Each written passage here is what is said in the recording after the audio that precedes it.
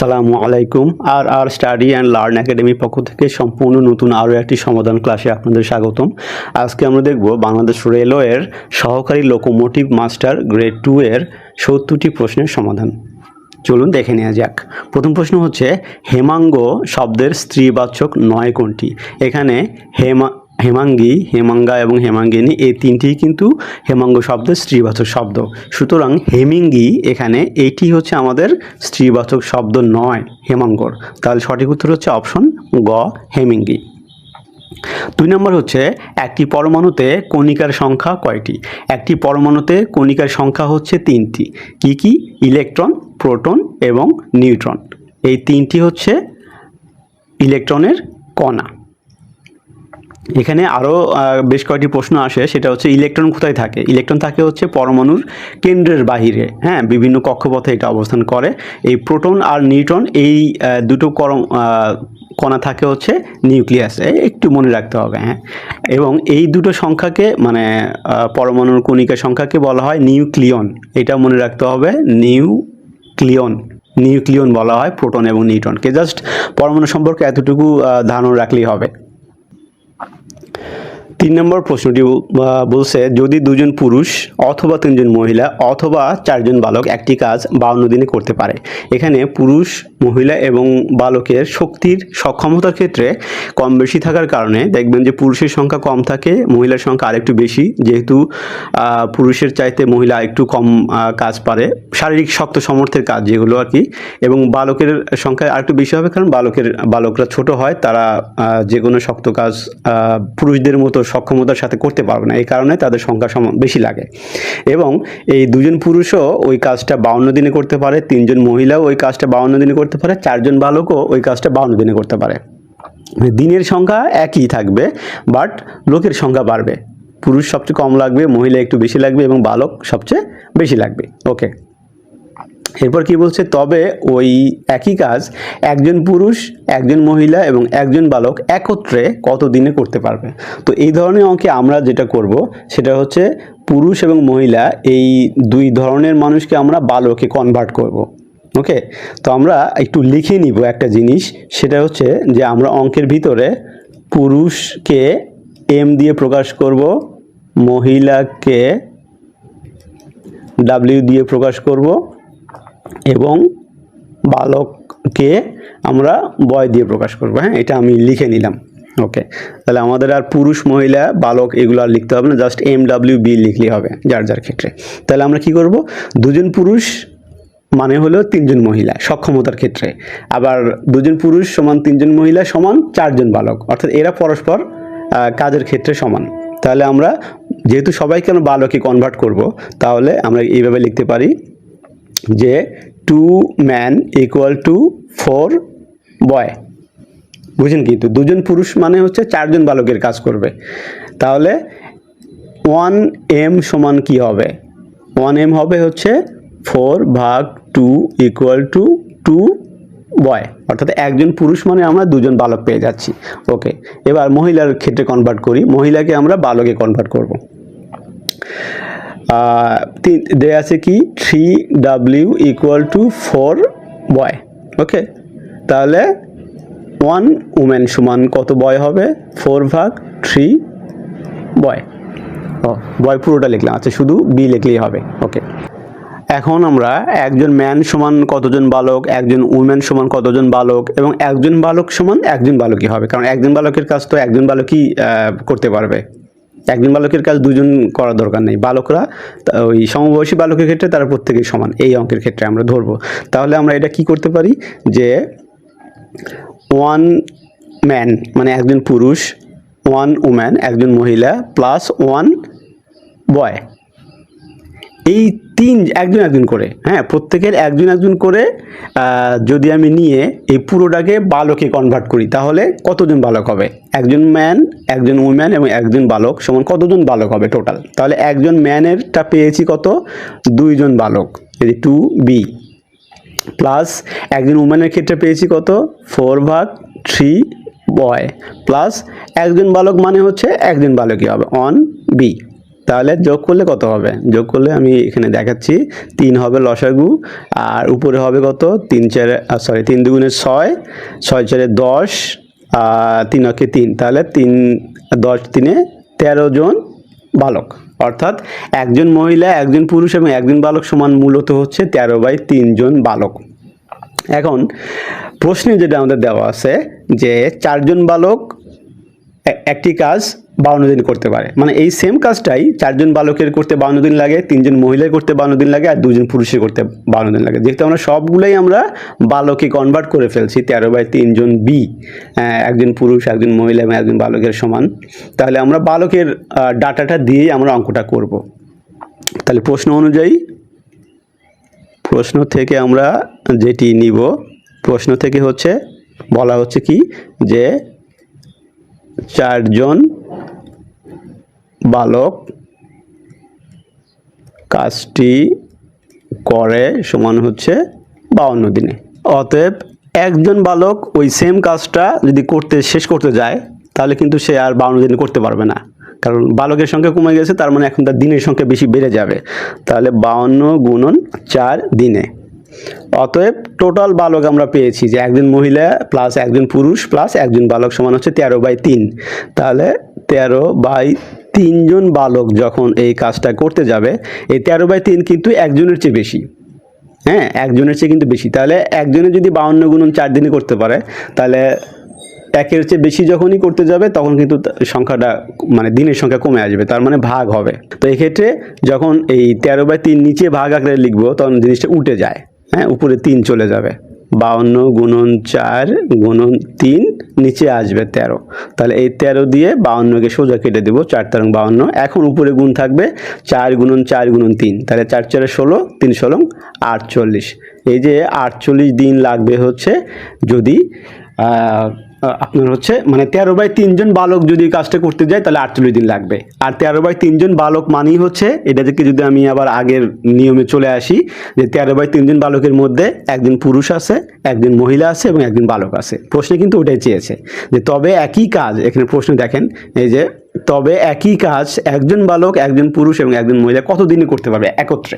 তো একত্রে, হ্যাঁ, 13/3 মানেই হচ্ছে একজন পুরুষ, একজন মহিলা এবং একজন বালক। তাহলে 48 দিনে তারা এই কাজটি করতে পারবে। সঠিক উত্তর হচ্ছে অপশন খ। আমাদের এখানে সঠিক উত্তর দেওয়া রয়েছে 48 দিনে। 4 নম্বরে আরও একটা অঙ্ক দেওয়া রয়েছে, এটি হচ্ছে মান নির্ণয়ের, বীজগণিতের মান নির্ণয়ের অঙ্ক। আমরা দুইভাবেই করা যেতে পারে। এটাকে জাস্ট আমরা একটু ছোট করে নিয়ে করতে পারি সূত্রে ফেলার সুবিধার জন্য, যেহেতু ভিতরে আছে যে x³ ডিভাইড -1/x³। আবার আমি এই যে মানটা দেয়া আছে 8 × x³ -1/x³, এটা থেকে বের করতে পারি। আমি দ্বিতীয়টা থেকে দেখাচ্ছি। নির্ণেয় মান সমান হচ্ছে 8 × x³ -1/x³, এটা দেয়া আছে। আমি কি করব, জাস্ট 8টাকে গুণ হিসেবে দিয়ে দিব। তাহলে 8x³ মাইনাস উপরে যাবে 8, নিচে আসবে x³। আমি জাস্ট 8টাকে গুণ হিসেবে লিখলাম। এরপরে কি করব, এই এক্সের উপরে তো কিউব আছেই, দেখেন প্রত্যেকের ইয়াতেই কিন্তু এক্সের উপরে কিউব রয়েছে, কিন্তু 8টাকে আমরা ফ্রি রাখবো না, আমরা 8টাকেও ওই কিউবের আন্ডারে নিব সূত্রে ফেলার জন্য। কারণ এখানে দেখেন যে 2x রয়েছে, আবার যে 2/x রয়েছে মানের ক্ষেত্রে। এই জন্য আমরা কি করব, এই যে এটাকে করব 2x হোল কিউব। কারণ কি, এক্সের উপরে কিউব তো আছেই, আর 2 এর উপরে কিউব দিলে 8 হয়ে যায়, জাস্ট এই জন্য আমি কিউবের আন্ডারে নিয়ে গেলাম। এটাও আমি সেম ওয়েতে, যে উপরে 2 থাকবে, নিচে থাকবে x, এই পুরোটার উপরে আমি কিউব দেব। ওকে, তো এখন a³ - b³ এর মান নির্ণয়ের সূত্র, a³ - b³ এর মান নির্ণয়ের সূত্র হচ্ছে a - b whole cube plus 3ab into a - b, এটা হচ্ছে আমাদের মান নির্ণয়ের সূত্র, আমরা জানি। তাহলে 2x - 2 divided x whole cube plus 3 × ab, অর্থাৎ a হচ্ছে আমাদের 2x আর b হচ্ছে 2 divided x, 3ab into a - b, অর্থাৎ 2x - 2 ডিভাইডেড x। ওকে, এবার আমরা মান বসাবো, সেটা হচ্ছে কি 2x -2/x সমান সমান 3, এটা কিন্তু প্রশ্নে দেওয়া আছে। তাহলে এই যে এটার মান হচ্ছে 3 উপরে কিউব প্লাস এই x আর x কাটা যাবে, কাটাকে কি থাকবে, এখানে 3 দুগুণে 6 দুগুণে 12 হলো, ইন্টু এই যে আবার 2x - 2/x, যেটা লাস্টে যেটা ব্র্যাকেটের ভিতরে আছে ওটার মান আবার 3 দেওয়া আছে। ওকে, তাহলে 3 নং 27, এটা হবে প্লাস এটা হবে 3 12 36। ওকে, তাহলে 27 আর 36 কত হবে? 7 6 13, 3 হাতে 1, 3 2 3 3 2 5 আর 1 6। হ্যাঁ, এটা হবে 63 অ্যান্সার। অপশন গ আমাদের সঠিক উত্তর দেওয়া রয়েছে। 5 নম্বর প্রশ্ন হচ্ছে, বাংলায় স্বাধীন সুলতানি শাসন প্রতিষ্ঠা করেন কে? বাংলায় স্বাধীন সুলতানি শাসন প্রতিষ্ঠা করেন ফখরুদ্দীন মুবারক শাহ। অপশন গ। 6 নম্বর, বেগম রোকেয়া সাখাওয়াত হোসেন রচিত গ্রন্থ কোনটি? বেগম রোকেয়া সাখাওয়াত হোসেন রচিত গ্রন্থ হচ্ছে পদ্মরাগ। এটি একটি উপন্যাস, বেগম সাখাওয়াত হোসেনের লেখা এটি একটি উপন্যাস। এখানে পদ্ম বা পদ্মা এই শব্দটি দিয়ে যতগুলো সাহিত্যিক কাজ হয়েছে বাংলা সাহিত্যে সবগুলো কিন্তু এখানে উল্লেখ করা আছে। যে পদ্মরাগ যখন উপন্যাস তখন এটা বেগম রোকেয়া সাখাওয়াত হোসেন, পদ্ম গোখরা গল্প এটি কাজী নজরুল ইসলামের ছোট গল্প, পদ্মাবতী নাটক তখন এটা মাইকেল মধুসূদন দত্তের লেখা, আর পদ্মাবতী যখন কাব্য বা কাব্যগ্রন্থ তখন এটা আলাওলের লেখা। এখানে এই দুটো কিন্তু আলাদা, মানে পদ্মাবতী নাটক তখন মাইকেল মধুসূদন দত্ত, আর যখন কাব্য তখন আলাওল।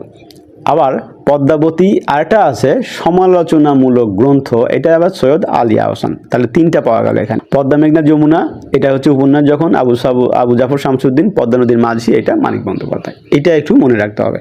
ওকে, 7 নম্বর কি বলছে যে সুবা বাংলা বলতে কোনটা বোঝায়? এটা হচ্ছে যে বাংলা, বিহার এবং উড়িষ্যা। তাহলে বাংলা, বিহার, উড়িষ্যা। অপশন ঘ। 8 নম্বর কি বলছে, কোনটি আলাদা? এখানে কার্বন, গ্রাফাইট, হীরক, স্বর্ণ। আপনারা হয়তো জানেন যে কার্বনকে সি দিয়ে প্রকাশ করা হয়। এই সি এরই 2টা ভিন্ন ভিন্ন রূপ হচ্ছে, একটা গ্রাফাইট আর একটা হচ্ছে হীরক বা ডায়মন্ড। তার মানে এই কার্বন থেকেই মূলত কিন্তু আমরা বলতে পারি যে কার্বনের ভিতরেই হীরক রয়েছে, আবার গ্রাফাইটও রয়েছে। অর্থাৎ এখানে এই কার্বন, গ্রাফাইট এবং হীরক এই 3টা কিন্তু একই জিনিস। হ্যাঁ, একই জিনিস, শুধুমাত্র স্বর্ণটা হচ্ছে এদের থেকে আলাদা। তাহলে এখানে সঠিক উত্তর হবে স্বর্ণ, যেটাকে আমরা বলতে পারি গোল্ড। এবং এইটার রাসায়নিক প্রকাশ হচ্ছে অরাম, AU। এটা বড় হাতের, ইউটা ছোট হাতের, AU, অরাম মানে হচ্ছে স্বর্ণ। 9 নম্বর, নিচের কোনটি বৃহত্তম ভগ্নাংশ? আমরা এখান থেকেই এটা বুঝতে পারি। দেখেন সবগুলোকে যদি আমি এখানে 0 দিয়ে গুণ দেই, মানে লবকে, তাহলে কিন্তু কোনো ভগ্নাংশের মান কিন্তু বাড়বেও না কমবেও না, একই রয়ে যাবে। তো আমি প্রত্যেকটার এখানে শূন্য বসাচ্ছি উপরে, মানে লবে আমি একটা করে ডিজিট বাড়াচ্ছি। হ্যাঁ, উপর 20 হলো, 20 হলো, 10 10। ওকে, এখন আমি ভাগ করব। তাহলে 20কে 5 দিয়ে ভাগ করলে কত হবে? 20কে 3 দিয়ে ভাগ করলে কত হবে? 318। তাহলে 6.66। তারপরে এটা 10কে 3 দিয়ে ভাগ করলে কত হবে? 3.33। 10কে 2 দিয়ে ভাগ করলে কত হবে? এটা হবে 5। তাহলে এখন যেহেতু আমি একটা করে শূন্য বাড়ানোর কারণে লবে এই কোনো ভগ্নাংশের মানে কিন্তু বড় হয় না, ছোট হয় না, তারা বরং আগের মতোই আছে, সেম।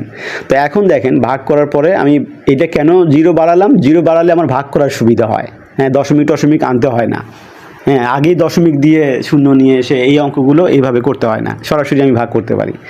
হ্যাঁ, তাহলে এখন দেখেন কোনটার মান বড় দেখা যাচ্ছে? 6.66। অপশন খ, এটি হচ্ছে আমাদের সবচেয়ে বড় মান। 10 নম্বর, the semi vowels in the English alphabet আর। সেমি ভাওয়েলস মানে AE, IOU এই 5টার বাইরেও আরও 2টি বর্ণকে সেমি ভাওয়েল বলা হয়। ভাওয়েলের মতো কিছুটা উচ্চারিত হয়, এই কারণে সেমি ভাওয়েল বলা হয়। এটা হচ্ছে W এবং Y, এই দুটোকে সেমি ভাওয়েল বলা হয়। 11 নম্বর, আমরা যে চক দিয়ে লিখি তা হলো calcium carbonate, CaCO3। Calcium carbonate এটি হচ্ছে চকের মেইন উপাদান। রেকটিফাইড স্পিরিট কি? রেকটিফাইড স্পিরিট হলো মোটামুটি আমরা এটা বলতে পারি যে 95% হচ্ছে ইথানল। হ্যাঁ, ইথানল প্লাস আর 5% হচ্ছে আমাদের পানি। হ্যাঁ, H2O, পানি। তো এখানে 95%কে আরও একটু অ্যাকুরেসি করা হয়, 95.6। হ্যাঁ, 95.6% ইথানল আর 4.4% হচ্ছে পানি। এটা হচ্ছে অ্যাকচুয়াল রেকটিফাইড স্পিরিটের হচ্ছে আনুপাতিক মিশ্রণ। তো এখানে কোনো অপশনে কিন্তু এইভাবে দেয়া নেই, কাজে আমরা এখানে এই প্রশ্নে অ্যান্সার করব না। বাট সঠিক জিনিসটা আমাদের জানা থাকতে হবে, সেটা হচ্ছে 95.6% ইথানল আর 4.4% হচ্ছে পানি। 13 নম্বর, কাগজ শব্দের বহুবচন কোনটি? কাগজ শব্দের বহুবচন হচ্ছে কাগজগুলো। অপশন খ। 14 নম্বর, কোনটি পদার্থ নয়? পদার্থ নয় কোনটি? অর্থাৎ পদার্থ বলতে আমরা কি বুঝি, মানে আমি আরেকটা জিনিস বলি আপনাদের, জগতে দৃশ্যমান এবং দৃশ্যমান নয় এমন সব কিছুকেই দুই ভাগে ভাগ করা যায়। একটা হচ্ছে পদার্থ আর একটা হচ্ছে শক্তি। পদার্থের সঙ্গে আমরা ছোটোবেলা থেকে জেনে আসতেছি যাদের ভর আছে, জায়গা দখল করে এবং বল প্রয়োগ করে। ওকে, আর শক্তিটা হচ্ছে কি, যাদের ভরও নাই, জায়গাও দখল করে না, এরা হচ্ছে শক্তি। তো এখানে দেখেন নাইট্রোজেন, এটা কি, এটা কিন্তু একটা ভর রয়েছে, আবার এটা নাইট্রোজেন বায়ুমণ্ডলে রয়েছে, এটা জায়গাও দখল করে। পানি, এটা তো ভর, এটা তো বুঝতেই পারতেছি, এটা বস্তু পদার্থ। অক্সিজেন, এটাও কিন্তু এর ভর রয়েছে, জায়গা দখল করে। বায়ুমণ্ডলে একটা নির্দিষ্ট এরিয়া বা বড় একটা এরিয়াতে কিন্তু আমাদের অক্সিজেন রয়েছে। তাহলে একমাত্র আলো, এইটার কোনো ভর নাই। আলো, তারপরে হচ্ছে তাপ, তারপরে হচ্ছে চৌম্বক শক্তি, এগুলো কিন্তু কোনো ভর হয় না। আলো, তাপ, চৌম্বক শক্তি, এগুলো কিন্তু কোনো ভর হয় না, এগুলো হচ্ছে শক্তি। তাহলে এখানে বলছে কোনটি পদার্থ নয়, তাহলে যেগুলো পদার্থ নয় সেটাই হচ্ছে অ্যান্সার। এখানে এই আলোটা হচ্ছে আমাদের সঠিক উত্তর হবে, কারণ এটা কিন্তু কোনো পদার্থ নয়, এটা হচ্ছে শক্তি। তাপ, চৌম্বক, আলো, এগুলো সবই শক্তি। তাহলে অপশন ক হচ্ছে সঠিক উত্তর। আমরা এই 15 নম্বর একটা অঙ্ক করব। এই অঙ্কটা 15 নম্বর একটা অঙ্ক করব। অঙ্কটা হচ্ছে এরকম কি, √5 - √3 = কত? তো আমরা দেখেন এখানে কি বলছে যে √5 - √3। আমরা কি জানি যে কোনো পূর্ণ সংখ্যার নিচে কিন্তু মনে মনে আমরা এক রয়েছে এটা ধরে নেই, কারণ এক দিয়ে ওই সংখ্যাকে ভাগ করলে মূলত কিন্তু ওই সংখ্যাটাই থেকে যায়। বাট এক আমরা কেন দিচ্ছি, আমাদের হিসাব বোঝার সুবিধার জন্য। তাহলে আমরা এই অঙ্কে কি করতে পারি, যে এই যে √5 - √3 এইটার কনজুগেট বলা হয়।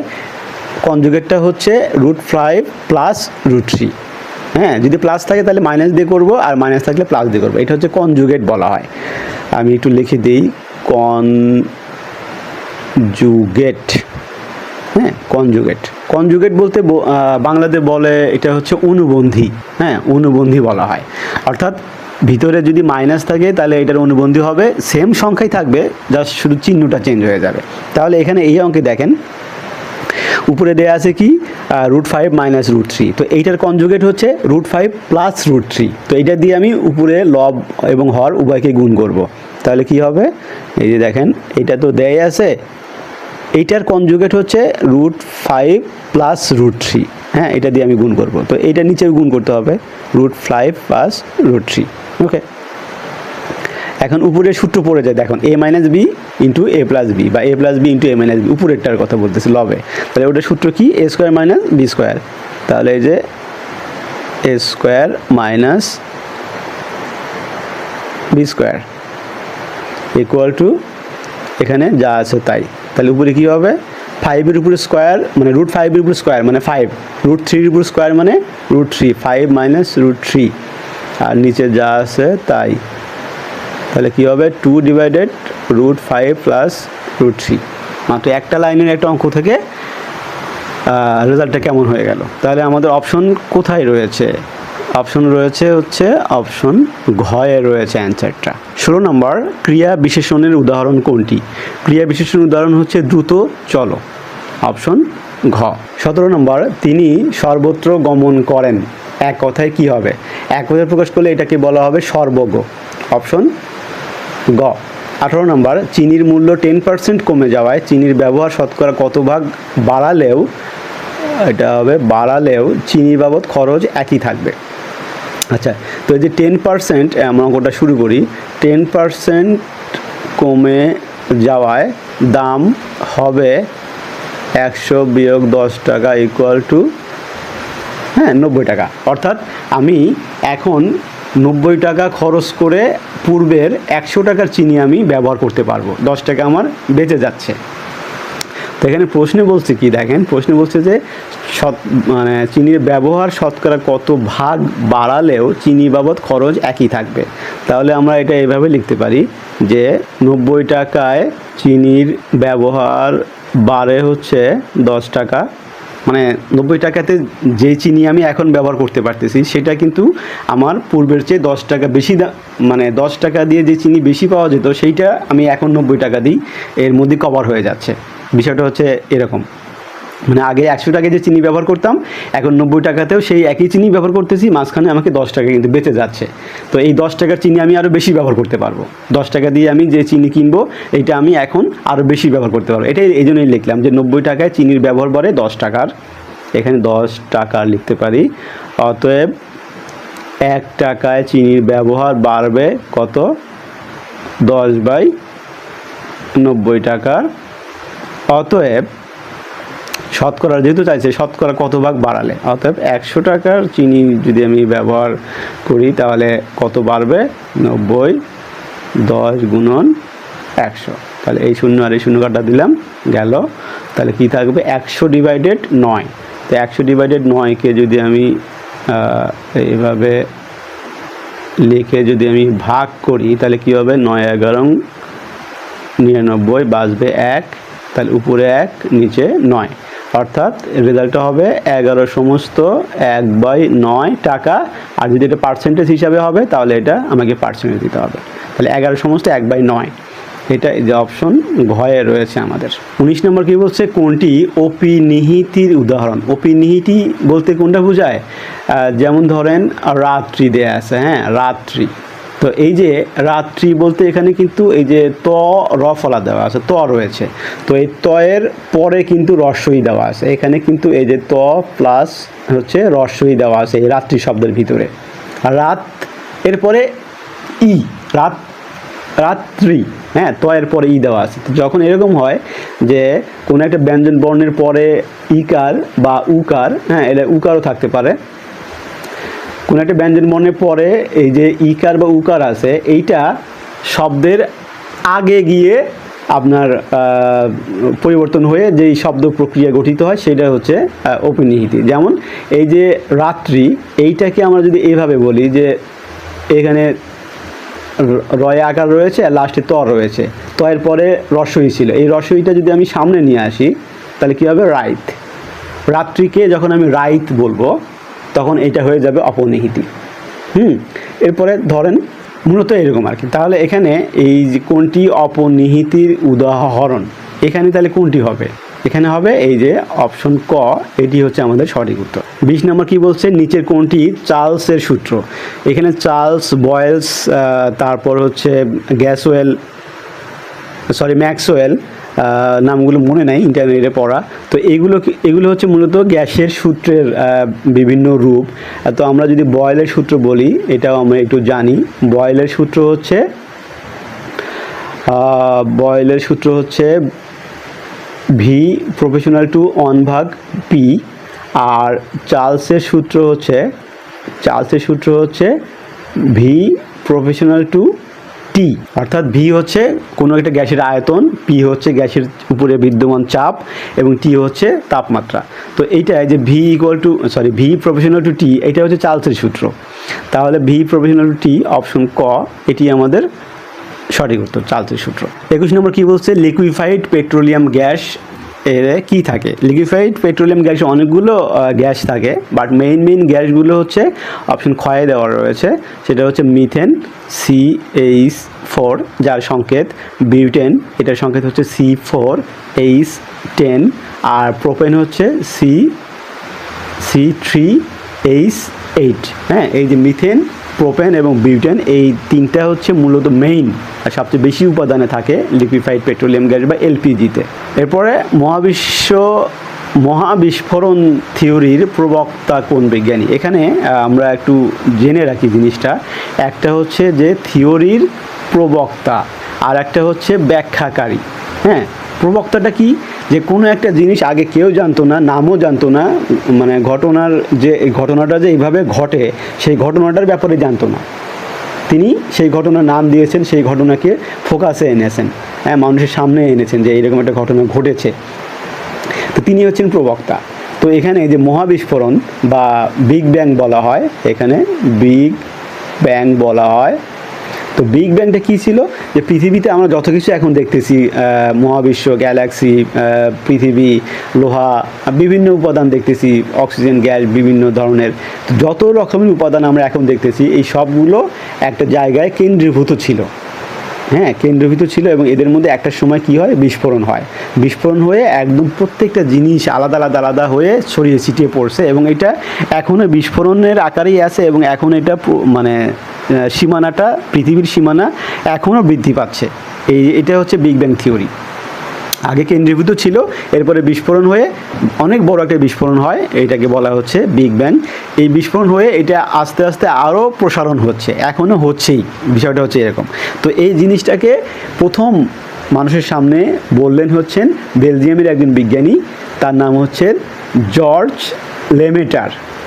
জর্জ লেমেটার, হ্যাঁ, এটাকে জি লেমেটারও বলা হয়।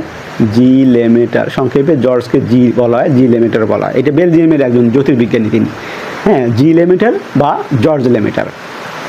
কিন্তু তিনি কোনো ব্যাখ্যা দেন নাই যে এটা কেন হচ্ছে, কিভাবে হচ্ছে। এটার পিছনে আরও অনেক সমীকরণ রয়েছে। এখানে সূর্যের আলোর শক্তি, সূর্যের গতিবেগ, গ্যালাক্সিগুলো কিভাবে কি হচ্ছে, এইগুলো এত ব্যাখ্যা তিনি দেন নাই, জাস্ট শুধু ঘটনাটা বলেছিলেন। এই জন্য ওনাকে প্রবক্তা বলা হয়, জর্জ লেমেটার বা জি লেমেটার। বাট এই বিগ ব্যাংয়ের পিছনে বা বৃহৎ বিস্ফোরণের পিছনে কি কি ফিজিক্সের সমীকরণ রয়েছে, ফিজিক্সের কি কি ঘটনা রয়েছে, ফিজিক্সের কোন কোন সূত্র দিয়ে এই বিগ ব্যাংকে ব্যাখ্যা করা যায়, এই ব্যাখ্যাটা দিয়েছেন মূলত হচ্ছেন আমেরিকান বিজ্ঞানী স্টিফেন হকিং। হ্যাঁ, স্টিফেন হকিং তিনি দিয়েছেন হচ্ছেন ব্যাখ্যাকারী, তাকে বলা হয় ব্যাখ্যাকারী। তো এখন এই যে 22 নম্বর প্রশ্নটা রয়েছে, এখানে বলছে মহাবিস্ফোরণ থিওরির প্রবক্তা কোন বিজ্ঞানী। তো প্রবক্তা অবশ্যই জর্জ লেমেটার। এখানে অপশন গয়ে রয়েছে জর্জ লেমেটার, বা অনেক সময় জি লেমেটারও বলা থাকতে পারে। ঘয়ে রয়েছে স্টিফেন হকিং। তাহলে আমাদের এই প্রশ্নের উত্তর হবে জর্জ লেমেটার। আমি অপমান অপেক্ষা মৃত্যু পছন্দ করি, এইটার সঠিক ট্রান্সলেশন কি হবে? I prefer death two dishonour. এখানে প্রিফার শব্দ ব্যবহার করতে হবে। 29 নম্বর, কোনটি দূরপ্রাচ্যের দেশ? দূরপ্রাচ্যের দেশ বলে জাপান, চীন, উত্তর কোরিয়া, মঙ্গোলিয়া, এগুলো বোঝায়। তাহলে এখানে মঙ্গোলিয়া হচ্ছে আমাদের সঠিক উত্তর। সিরিয়া এটা আরব কান্ট্রি বা মধ্যপ্রাচ্যের কান্ট্রি বলা হয়। অস্ট্রেলিয়া এবং নিউজিল্যান্ড, এটাকে বলা হয়, অস্ট্রেলিয়া এবং নিউজিল্যান্ড এই দুটোকে বলা হয় তাসমানিয়ান কান্ট্রি। তাসমানিয়ান কান্ট্রি বলা হয় অস্ট্রেলিয়া এবং নিউজিল্যান্ড। 24 নম্বর, কোন ধাতু কক্ষ তাপমাত্রায় তরল থাকে? এটি হচ্ছে পারদ, যার রাসায়নিক সংকেত হচ্ছে Hg, আর্জেন্টাম। পারদ হচ্ছে সাধারণ তাপমাত্রায় তরল থাকে। অথর, বুক, এখানে সম্পর্কটা কেমন? অথর একজন ব্যক্তি আর বুক হচ্ছে ওই ব্যক্তির সৃষ্টি, তিনি লেখেন বা সৃষ্টি করেন। একটা বইয়ের ভিতরে যা থাকে লেখা কন্টেন্ট, সেই কন্টেন্ট বা লেখা তিনি তৈরি করেন বা লেখেন। ব্যাপারটা হচ্ছে সম্পর্কটা এরকম। তাহলে ট্রি, রুট, এই ট্রি কিন্তু রুট তৈরি করে না, বরং রুট থেকে কিন্তু আস্তে আস্তে ট্রি বড় হয়, মানে মূল। এটা হচ্ছে না। পাইলট, পেন, পাইলটের সাথে যদি বলতো যে ড্রাইভিং অ্যারোপ্লেন, তাহলে মিলতো, কারণ পাইলট তো অ্যারোপ্লেনই চালায় বা হেলিকপ্টার চালায়। এখানে পেন দিয়ে তার সঙ্গে সম্পর্ক ঠিক মানাচ্ছে না। ব্রেড, বোনস বলতে কি? এটা হাড় বলতে হয়, হাড়। তো ব্রেডের সাথে হাড় এটা কোনো সম্পর্ক নেই। সিঙ্গার, সং, একটা গায়ক, তিনি কিন্তু গান তৈরি করেন। হ্যাঁ, তাহলে এই যে অপশন ঘ, এটি কিন্তু আমাদের প্রশ্নের অপশন যেটা দেওয়া আছে অথর এবং বুক, এটার সাথে সম্পর্ক রাখে। এই জন্য সঠিক উত্তর হবে সিঙ্গার, সং। বহুব্রীহি সমাসের উদাহরণ কোনটি? বহুব্রীহি সমাসের একটাই টেকনিক, সেটা হচ্ছে যে যেই ব্যাস বাক্যটা হবে সেই ব্যাস বাক্যের মানে সমস্যমান যে পদগুলো আছে এইগুলোর কোনোটাই বোঝায় না, অন্য একটা অর্থ বোঝায়। এখানে যে অবুঝ যেটি রয়েছে, এখানে নাই বুঝ যার, অবুঝ, সেটা হচ্ছে বহুব্রীহি সমাস। এবং এই বহুব্রীহি সমাসের ব্যাস বাক্যের ভিতরে দুটো শব্দ থাকবে, একটা হচ্ছে যার আর একটা হচ্ছে যাতে। হ্যাঁ, এই দুটো শব্দ থাকবেই। তাহলে নাই বুঝ যার, অবুঝ, এই যে অপশন ক, এটি হচ্ছে আমাদের বহুব্রীহি সমাসের উদাহরণ। আমরা একটা অঙ্ক দেখতে পারি, এখানে কি বলছে যে দুইটি সংখ্যার যোগফল 130 এবং বিয়োগফল 10 হলে বৃহত্তম সংখ্যাটি কত? তো দুটি সংখ্যার যোগফল অর্থাৎ x + y = কত হবে? 130 হবে। তো এখন 130কে আমি 2 দিয়ে ভাগ করব, সোজা আমি সহজ নিয়মটা বলি। তো 130কে যখন আমি 2 দিয়ে ভাগ করব তখন কি হবে? 65 হবে একটা, আর একটা 65 হবে, দুইটি সংখ্যা আমরা পেয়ে গেলাম। কিন্তু এই দুটি সংখ্যা কিন্তু সমান রয়েছে, মানে 65 যোগ করলে 130 হবে বটে, কিন্তু বিয়োগফল আবার কি বলছে? দুইটা সংখ্যার বিয়োগফল 10 করতে হবে। তাহলে আমি যদি এইটাকে 5 বাড়ায়া 70 করি, আর এইটাকে 5 কমাতে হবে, তাহলে এটাকে 5 কমালে এটা 60 হবে। তো এখন দেখেন এই যে 60 আর 70 মিলে কিন্তু 130 হয় এবং এই দুটো বিয়োগ করলে কিন্তু 10 হয়। তো আমি সংখ্যা দুটো কিন্তু আমি পেয়ে গেছি। হ্যাঁ, তো এখন কি বলছে বৃহত্তম সংখ্যাটি কত? বৃহত্তম সংখ্যাটি অবশ্যই 70, তাহলে অপশন ক হচ্ছে আমাদের সঠিক উত্তর। 32 নম্বর কি বলছে, নিচের কোনটি নদী বন্দর নয়? এখানে নারায়ণগঞ্জ, বাঘাবাড়ি, চাঁদপুর এই সবগুলোই কিন্তু নদী বন্দর। হ্যাঁ, একমাত্র বেনাপোল হচ্ছে আমাদের স্থলবন্দর। অপশন গ। 33 নম্বর, সোনায় মরিচা ধরে না কেন? মরিচা ধরার জন্য মেইন যেই জিনিসটা দরকার সেটা হচ্ছে যে জিনিসে মরিচা পড়তে হবে সেই জিনিসের একটা বিক্রিয়া করার সক্ষমতা থাকতে হবে। যেমন লোহা, হ্যাঁ, লোহাকে আমরা যদি দীর্ঘদিন খোলা বাতাসে রেখে দেই তাহলে বাতাসের ভিতরে যে অক্সিজেন এবং জলীয় বাষ্প রয়েছে এই অক্সিজেন এবং জলীয় বাষ্প ওই লোহার সাথে বিক্রিয়া করে ফেরিক অক্সাইড বা ফেরিক অক্সাইড নামে একটা পদার্থ তৈরি করে, যেটাকে আমরা রাস্ট বা মরিচা বলি। তো লোহা বিক্রিয়া করে বিধায় তো মরিচা হচ্ছে, বাট সোনা কিন্তু বিক্রিয়া করে না, অর্থাৎ এদের সক্রিয়তা নাই। বিক্রিয়া করার মতো যে অ্যাক্টিভিটি বা সক্রিয়তা থাকা দরকার সেই জন্য সোনায় থাকে না, অর্থাৎ সোনাকে আমরা বলবো নিষ্ক্রিয় ধাতু। সোনা অবশ্যই উজ্জ্বল ধাতু, শক্ত ধাতু, বাট এইটাকে আমরা যখন মরিচা কেন পড়ে না এই প্রশ্নের উত্তর লিখব তখন আমাকে বলতে হবে যে সোনা মূলত হচ্ছে একটা নিষ্ক্রিয় ধাতু। অপশন ঘ হচ্ছে আমাদের সঠিক উত্তর। একটা ইলেকট্রনের চার্জের পরিমাণ কত? একটা ইলেকট্রনের চার্জের পরিমাণ হচ্ছে 1.6 × 10⁻⁻⁰ কুলম্ব। এটা হচ্ছে আমাদের মনে রাখতে হবে। 36 নম্বর, কোন বানানটি শুদ্ধ? নিচের অপশনগুলোর ভিতরে বৌকেট এটি হচ্ছে সঠিক বানানের লিখিত শব্দ, এর অর্থ হচ্ছে ফুলের তোড়া। 37 নম্বর, ফাইন্ড দ্য কারেক্ট সেন্টেন্স। এখানে we write by ink, we write in ink, এখানে যখন ইঙ্কের কথা বলা হবে আমি কিন্তু সরাসরি ইঙ্ক দিয়ে লিখতে পারবো না, ইঙ্কটাকে কোনো একটা কলমের ভিতরে নিয়ে আমাকে লিখতে হবে। ওকে, আগে যেমন দোয়াত কলম ছিল, আমি দোয়াত কলমের ভিতরে যেটা সিস্টেম ছিল যে কলমের ভিতরে আমি দোয়াত বা কালিটা আমি পরিপূর্ণ করে নিতাম, নিয়ে তারপরে আমি লিখতাম। অর্থাৎ এখানে যখন ইঙ্কের কথা বলা হবে সরাসরি তখন এটাকে লিখতে হবে উই রাইট ইন ইঙ্ক, এটা হবে আমাদের সঠিক উত্তর। আবার যদি বলে যে we write with pen, same জিনিস, উই রাইট উইথ পেন, এখানে পেনের সঙ্গে কিন্তু উইথ হবে, কারণ আমি পেন দিয়ে সরাসরি লিখতে পারতেছি, এর ভিতরে কালি তোলা আছে, বাট আমি যখন পেনের কথা বলবো তখন আমাকে উইথ ব্যবহার করতে হবে। যখন আমি ইঙ্কের কথা বলবো তখন আমাকে ইঙ্ক ব্যবহার করতে হবে। ব্যাপারটা হচ্ছে এরকম। 38 নম্বর, বিদেশি উপসর্গযোগে গঠিত শব্দ কোনটি? বিদেশি উপসর্গ গঠিত শব্দ হচ্ছে গড়মিল। এই গড় এটি হচ্ছে আরবি উপসর্গ। 39 নম্বর কি, ওয়াটার গেট কি? ওয়াটার গেট যখন দুইটা জিনিস, ওয়াটার গেট একটা হচ্ছে বাণিজ্যিক ভবন, অপশন ক। আবার ওয়াটার গেট নামে একটা কেলেঙ্কারিও রয়েছে। শব্দটি শুনতে হয়তো কেমন লাগতে পারে, বাট ওয়াটার গেট নামে একটা কেলেঙ্কারি রয়েছে। এটা কি কেলেঙ্কারি? আপনারা জানেন যে আপনার হচ্ছে 4 বছর পর পর আমেরিকাতে নির্বাচন হয়, ওখানে দুটো দল হচ্ছে মেইন রয়েছে, একটা হচ্ছে ডেমোক্রেটিক দল আর একটা হচ্ছে রিপাবলিক দল। তো কত সালের একটা নির্বাচনে এরকম হয়েছিল যে এক দল আরেক দলের যারা নির্বাচন অফিসার বা নির্বাচন যারা দেখভাল করেন তাদের ফোনে আড়ি পাতা বা তাদের কি মেসেজ দিচ্ছে, কি টেক্সট করছে, কাকে কি বলছে, এটার একটা আড়ি পাতার ব্যবস্থা করেন, যেটাকে মূলত ওয়াটার গেট কেলেঙ্কারি বলা হয়। তো এখানে আমাদের যেহেতু ওয়াটার গেট কেলেঙ্কারির কোনো বিষয় বলা নাই, আমাদের আরেকটা অপশন দেওয়া রয়েছে বাণিজ্যিক ভবন, তাহলে আমাকে এখানে বাণিজ্যিক ভবনটা অ্যান্সার করতে হবে। 40 নম্বর হচ্ছে তড়িৎ বিশ্লেষণী সূত্র আবিষ্কার করেন কে? ফ্যারাডে।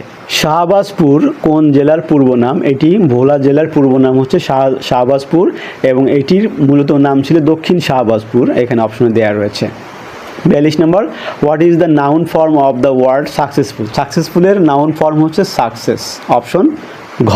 43 নম্বর কি বলছে যে বাংলাদেশের রাষ্ট্রপ্রধানকে?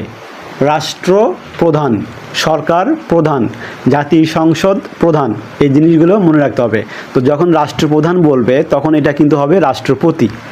তো যখন বলবে সরকার প্রধান তখন কিন্তু এইটা হবে প্রধানমন্ত্রী, সরকার প্রধান।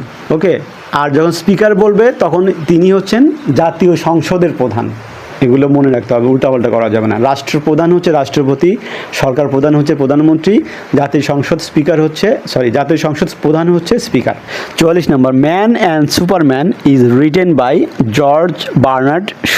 এখানে 45 নম্বরে একটি অঙ্ক রয়েছে, কি বলছে এখানে? একটি রেখার উপর অঙ্কিত বর্গক্ষেত্র ওই রেখার 1/3 উপর অঙ্কিত বর্গক্ষেত্রের কত গুণ? বিষয়টা হচ্ছে এরকম যে এই যে একটা আমি রেখা নিলাম, এখান থেকে এটা হচ্ছে এ, এটা হচ্ছে বি, এই রেখাটা। তো এই রেখাটার যদি বর্গক্ষেত্র আঁকাই তাহলে আমাকে এই রেখারই আরও 4টা রেখা এরকম আঁকাতে হবে, যদিও এটা আয়তক্ষেত্রের মতো হলো, বাট একটু জায়গা কমের কারণে আমি এভাবে লিখলাম। তো এইটা একটা বর্গক্ষেত্র হলো। তো এখন বলছে এই যে এ বি রেখাটা আমি প্রথমে নিয়েছিলাম, ধরি এটার দৈর্ঘ্য হচ্ছে এ, ওকে। তো তাহলে প্রথম যে বর্গক্ষেত্রটা হলো এটার ক্ষেত্রফল হবে কত, এ স্কোয়ার, ওকে, এ স্কোয়ার হবে। আবার বলছে কি যে এই রেখার 1/3 অর্থাৎ এইখানে ধরেন 1 ভাগ, এইখানে আরেক ভাগ, তা আমি সোজা 3 ভাগ করে ফেললাম। তো এখন এই রেখার উপরে এতটুকু যদি একটা বর্গক্ষেত্র আঁকাই, তো এই বর্গক্ষেত্রের তুলনায় আগের যে প্রথম বর্গক্ষেত্রটা এটা কত গুণ বড়, এটা আমাকে বের করতে বলছে। এটা মূলত যদি আমি সূত্রে ফেলি তাহলে এটার দৈর্ঘ্য কত হবে, 1/3 এ হবে না, মানে প্রথম যেই আমি 3 ভাগ করে 1 ভাগ নিলাম, যে এটা হলো 1/3 এ, মানে পুরো এ বি বাহুর 1/3। তো এটা যদি আমি করি, বর্গ ক্ষেত্রফল যদি বের করি এই ছোট বর্গক্ষেত্রটার, তাহলে কি হবে 1/9 এ স্কোয়ার। তাহলে আমি কত বড় এটা আমি কিভাবে বের করব, কত বড় এটা বের করার নিয়ম হলো যে প্রথম বর্গক্ষেত্রকে আমি পরের ছোট যে বর্গক্ষেত্রটা হলো এটা দিয়ে আমি ভাগ করব, তাহলে কত বের হবে, এ স্কোয়ার গুণন উপরে 9 যাবে আর নিচে আসবে এ স্কোয়ার। তো এ স্কোয়ার কাটা যাবে, কাটা গিয়ে কী থাকবে, 9 গুণ বড় হবে প্রথমটা। এটাই সঠিক উত্তর, অপশন গ। 46 নম্বর, which one is incorrect sentence, মানে ভুল অ্যান্সারটা আমাকে বের করতে হবে। Fetch some water for me, এটা রাইট অ্যান্সার, মানে সঠিক উত্তর, মানে সঠিক বলতে কি বলতেছি, মানে কারেক্ট সেন্টেন্স এটা। উই আর ইউনাইটেড, এটাও correct sentence. We have reached at home yesterday, এই যে দেখেন ইয়েস্টারডে এটা গতকালের বিষয়, আবার হ্যাভ রিচড দিছে, এখানে হ্যাভ না দিলেও চলবে, না দিতে হবে না।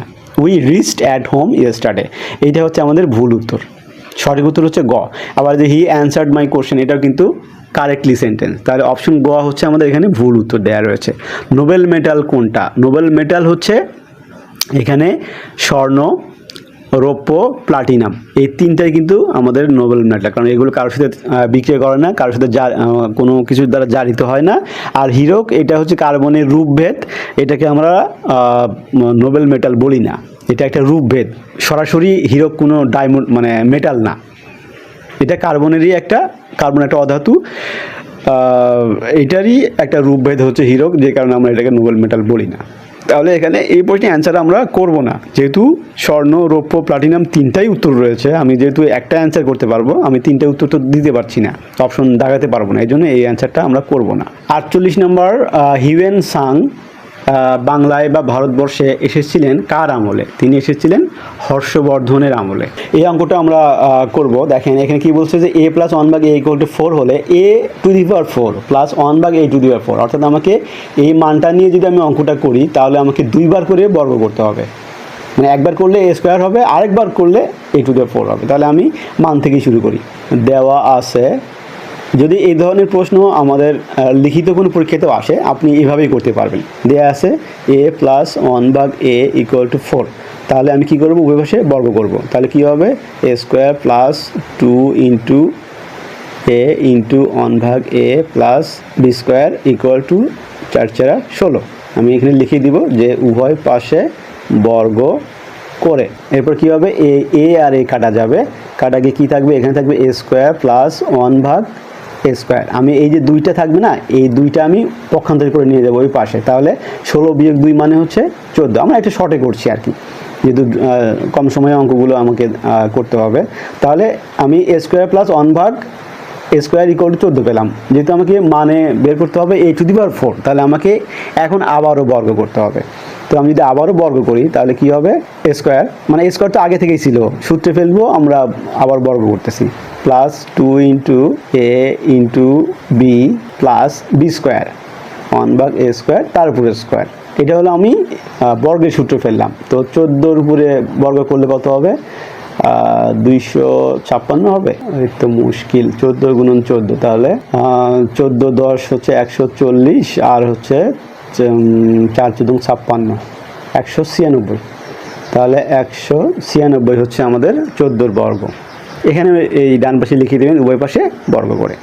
তাহলে এখন আমরা এই যে এ স্কোয়ার আর এ স্কোয়ার কাটা যাবে, তাহলে এখানে কী থাকবে, এ টু দি পাওয়ার 4 হবে প্লাস 1 ভাগ এ টু দি পাওয়ার 4 হবে ইকুয়াল টু 196 থেকে এই যে 2টা বাদ যাবে, তাহলে কত হবে 194। এই যে মানটাই কিন্তু এইটার মানই চেয়েছে 194। এখানে অপশন ঘ হচ্ছে সঠিক। কোনটি জংশন স্টেশন নয়? নিচের অপশনগুলোর ভিতরে ঢাকা এটি কোনো জংশন স্টেশন নয়। জঙ্গি শব্দটি কোন ভাষার শব্দ? এটি মূলত ফার্সি ভাষার শব্দ। Example of assertive sentence. Assertive sentence হচ্ছে জাস্ট একটা বর্ণনা, তাহলে Abdur Rahman is a good boy, এটা হচ্ছে আমাদের অ্যাসার্টিভ সেন্টেন্সের উদাহরণ। এখানে 53 নম্বর কী বলছে? প্যাসিভ ভয়েস বের করতে হবে। Who will do the work, তাহলে who will do the work, এখানে হু যখন থাকে তখন আমাকে লিখতে হয় বাই হুম, তাহলে by whom will the work be done, by whom will the work be done, এখানে অপশন ঘ হচ্ছে সঠিক উত্তর। পরমাণু নিউক্লিয়াসে কী কী থাকে? আমরা এর আগে একটা প্রশ্ন দেখেছি, পরমাণু নিউক্লিয়াসে থাকে হচ্ছে প্রোটন এবং নিউট্রন, অপশন খ। 55 নম্বর প্রশ্ন, আই উড রাদার, এখানে প্রিফার হবে না, এখানে হবে হচ্ছে coffee. I would rather coffee than tea, তো এখানে আই উড রাদার হ্যাভ, এখানে অপশন হ্যাভ হবে। মোহাম্মদ বিন কাসিম ভারতবর্ষে আগমন করেন কত সালে? এটা 712 সালে। এই মোহাম্মদ বিন কাসিম তিনি মাত্র 18 বছর বয়সে তিনি ভারতবর্ষে আসেন। 57 নম্বর, হরতাল কাব্যগ্রন্থটির রচয়িতাকে? সুকান্ত ভট্টাচার্য। তার আরও কিছু কাব্যগ্রন্থ হচ্ছে ছাড়পত্র, ঘুম নেই, পূর্বাভাস ইত্যাদি। The synonym of custom, custom এর অর্থ হচ্ছে যে প্রথা, হ্যাঁ প্রথা, কাস্টম মানে প্রথা, কনভেনশন মানে হচ্ছে প্রচলিত, তো এই যে কাস্টমের সিনোনিম হচ্ছে কনভেনশন। 23 নম্বর একটি অঙ্ক রয়েছে, কি বলা হচ্ছে যে একটি পাম্প 2 ঘন্টায় একটি ট্যাঙ্কে পানি ভর্তি করতে পারে। বিষয়টা একটু খেয়াল করে দেখেন যে 2 ঘন্টায় একটি ট্যাঙ্কে পানি ভর্তি করতে পারে, অর্থাৎ 2 ঘন্টা লাগে পুরো ট্যাঙ্কটা পূর্ণ করতে পানি দিয়ে। তাহলে 1 ঘন্টায় সে কতটুকু পানি পূর্ণ করতে পারবে? অর্ধেক, মানে 2 ঘন্টায় যদি পরিপূর্ণভাবে ট্যাঙ্কটা পূর্ণ করতে পারে, তাহলে 1 ঘন্টায় কিন্তু সে ওই ট্যাঙ্কের অর্ধেক পূর্ণ করতে পারবে। আমরা কিন্তু অঙ্কের অর্ধেক এই এক লাইনে করে ফেলছি। এরপর কি বলছে যে কিছু লিক থাকায় ট্যাঙ্কটি পানি পূর্ণ করতে 1/3 ঘন্টা সময় লাগে, অর্থাৎ কিছু লিকেজ থাকার কারণে লিক দিয়ে কিছু পানি পড়ে, পানি পড়ার পরেও যেহেতু খুব দ্রুত পানি পূরণ করা হচ্ছে, এই কারণে কি হয়, পানি দিয়ে ট্যাঙ্কটা পূর্ণ হয় কিন্তু সময় একটু বেশি লাগে। তো এই জন্য বলা হচ্ছে যে লিকেজ থাকার কারণে ওই পানিটা 2 ঘন্টার উপরে 1/3 ঘন্টা বেশি সময় লাগে। তো লিকটি দিয়ে কত সময়ে পুরো ট্যাঙ্কটি খালি হবে?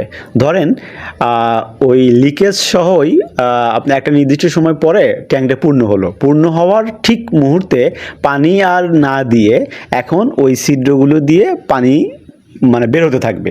তো বের হতে কত সময় পরে গিয়ে ট্যাঙ্কটা পূর্ণ খালি হয়ে যাবে, এটা আমাকে বের করতে বলছে। তো এখানে আমরা কিভাবে করতে পারি দেখেন, আমি যদি একটা চিত্র আঁকাই আপনাদের বুঝতে সুবিধা হবে।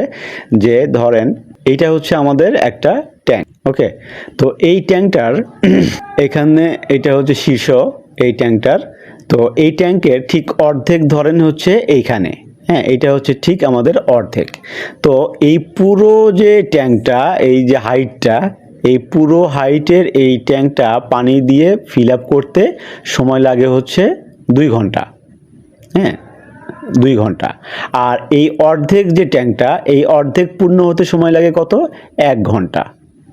আমরা এটা প্রথম লাইন থেকে জেনেছি, ওকে। আর জেনে নেন যে এখান দিয়ে একটা ছিদ্র আছে, এখানে ছোট্ট একটা ছিদ্র আছে, এই পাশে ছোট্ট একটা ছিদ্র আছে, কিছু ছিদ্র আছে, এই ছিদ্রগুলো দিয়ে এইভাবে পানি পড়ে, হ্যাঁ পানি বের হয়ে যায়, কিছু ছিদ্র আছে পানি বের হয়ে যায়। তো আমরা যখন অঙ্কটা শুরু করব তখন এখানে একটা জিনিস দেখেন, খেয়াল করে দেখেন যে প্রথমে কিন্তু বলা হচ্ছে যে লিকেজ ছাড়া একটি পাম্প 2 ঘন্টায় একটি ট্যাঙ্কে পানি ভর্তি করতে পারে। তো আমরা এইভাবেই শুরু করব যে লিকেজ ছাড়া 2 ঘন্টায় পূর্ণ করে কত অংশ? সম্পূর্ণ অংশকে আমরা ভগ্নাংশের ক্ষেত্রে 1 অংশ বলি। 1 অংশ মানে হচ্ছে সম্পূর্ণ অংশ।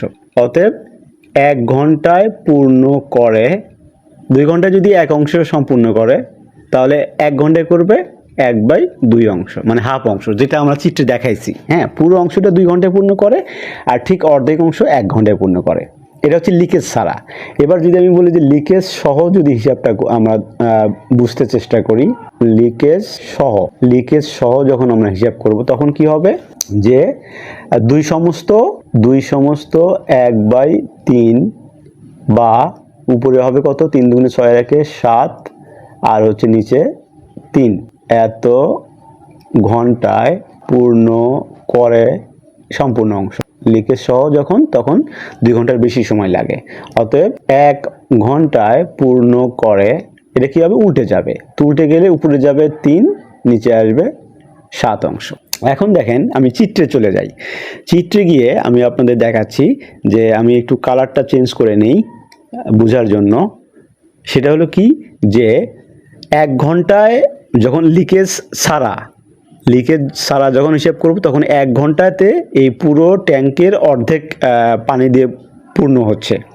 আর যখন লিকেজ সহ আমরা হিসাব করব, কিছু ছিদ্র দিয়ে পানি বের হয়ে যাচ্ছে, এরপরে পানি অর্ধেক পূর্ণ হতে কিন্তু 1 ঘন্টাতে আর হবে না। এই অর্ধেক ফিল আপ হতে তার আরও বেশি সময় লাগবে, যেহেতু ছিদ্র দিয়ে পানি বের হয়ে যাচ্ছে। তো এখানে যেহেতু বলছে যে 1 ঘন্টায় পূর্ণ হয় 3/7 অংশ আমরা পেলাম। দ্যাট মিনস এই 3/7 অংশ এটা কিন্তু অর্ধেকের কম। ধরেন এই যে এই পর্যন্ত হচ্ছে আমাদের এই যে এতটুকু, হ্যাঁ এতটুকু হচ্ছে 3/7 অংশ আমরা ধরে নিলাম যে 3/7 অংশ। এখন এই যে মাঝখানের সেকেন্ড ব্র্যাকেট দেওয়া যে অংশটুকু, মাঝখানের এই যে সেকেন্ড ব্র্যাকেট আমি একটু মোটা করে দিলাম, এই সেকেন্ড ব্র্যাকেট এই যে অংশটুকু আছে, এই অংশটুকুর যে গ্যাপটা, এই গ্যাপটা কি, এই গ্যাপটা হচ্ছে 1 ঘন্টায় লিকেজ দিয়ে যে পানিটুকু পড়ে সেইটার পরিমাণ। অর্থাৎ এই যে আমি যদি একটা দাগ দেই, এইটা হচ্ছে আমাদের ট্যাঙ্কের অর্ধেক অংশ, যেটা লিকেজ ছাড়া হিসাব করলে 1 ঘন্টায় এটা পূর্ণ হয়। আর এই যে এই অংশটা, এইটা হচ্ছে আমাদের কি, এই যে এই রেখাটা, এই যে এইটা, এই নিচের এইটুকু হচ্ছে কি লিকেজ সহ 1 ঘন্টায় এতটুকু পূর্ণ হয়। আর এই যে মাঝখানের যে এই জায়গাটা, ফাঁকা জায়গাটা যেটা আমি দিলাম, আমি তীর চিহ্ন আঁকায় দিলাম, এই জায়গাটা, হ্যাঁ এই যে এই জায়গাটা তীর চিহ্ন যেটা দিচ্ছি, এই জায়গাটুকু আসলে হচ্ছে ওই যে ছিদ্র আছে বা লিকেজ আছে, লিকেজ দিয়ে 1 ঘন্টায় পানি বের হয়ে যায়। ঠিক আছে, তো তাহলে এই সম্পূর্ণ ট্যাঙ্কটা পূর্ণ হওয়ার পরে এই ছিদ্রগুলো দিয়ে কত সময় পরে এই সম্পূর্ণ ট্যাঙ্কে পানি বের হয়ে যাবে, মানে অর্থাৎ পুরো ট্যাঙ্কটি খালি হবে, এইটা বের করতে বলছে। এখন হাফ অংশ থেকে এই 3/7 অংশ যদি আমি বাদ দেই, তাহলে কিন্তু এই যে মাঝখানের যে আমি তীর চিহ্ন দিয়ে যেটা দেখাইছি, এই অংশটার মান কিন্তু আমরা পাবো। তাহলে আমরা কি বলতে পারি যে অতএব লিকেজ দিয়ে 1 ঘন্টায় পানি বের হয়ে যাবে বা বের হবে, লিকেজ দিয়ে 1 ঘন্টায় কতটুকু পানি বের হবে। প্রথমে হচ্ছে লিকেজ ছাড়া হচ্ছে আমাদের হাফ অংশ পূর্ণ হয় 1 ঘন্টায়, সেখান থেকে লিকেজ সহ 3/7 অংশ পানি পূর্ণ হয়। তাহলে এই দুইটার পরিমাণের মাঝখানের যে অংশটা, সেটাই হচ্ছে 1 ঘন্টায় পানি বের হয়ে যায় লিকেজ দিয়ে। তাহলে 7 দুগুণে 14 হচ্ছে আমাদের লসাগু। 7-এর 2 যায় 7 বার, 7 দিয়ে 7 হচ্ছে 7, 7 যায় 14-এর ভিতরে 2 বার, 3 দুগুণে 6 ইকুয়াল টু কত হবে, 1/14 অংশ। এটা হচ্ছে 1 ঘন্টায় ওই ছিদ্রগুলো যতগুলো ছিদ্র আছে ওই ছিদ্রগুলো দিয়ে 1 ঘন্টায় 14/1 অংশ পানি বের হয়ে যায়। তো তাহলে পুরা ট্যাঙ্কের 14/1 অংশ বের হয় 1 ঘন্টায়। তাহলে পুরা ট্যাঙ্কের 14/14 অংশ অর্থাৎ সম্পূর্ণ অংশ বের হবে কত ঘন্টায়, এটা আমরা এখন বের করব। অতএব 1/14 অংশ পানি বের হয় 1 ঘন্টায়।